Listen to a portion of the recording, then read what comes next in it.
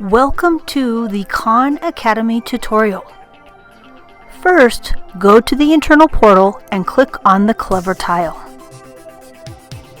Once in Clever, scroll down until you see the Khan Academy icon and click on it. Now you want to choose the Teachers button and sign in with Google.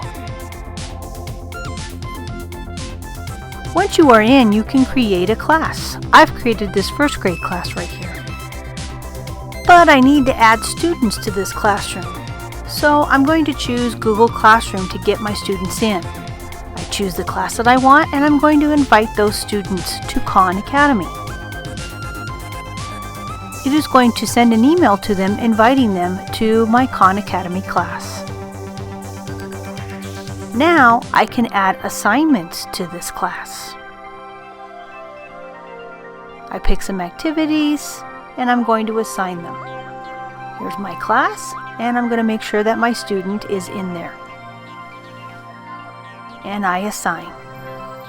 Let's see what it looks like from the student side. Here I am as a student and you're going to see that I have all of these assignments that my teacher has sent to me. I'm going to go ahead and click on one, and it's a video.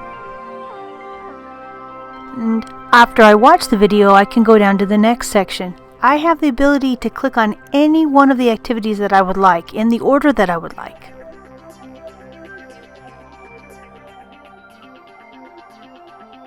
I'm going to go ahead and click on the practice, my numbers 1 through 100. Now, it's going to ask me to fill in the blank. I got that one right. Thank goodness. That one was pretty easy too. This one's a little tricky. Not sure on this one. Oh, it's telling me to try again.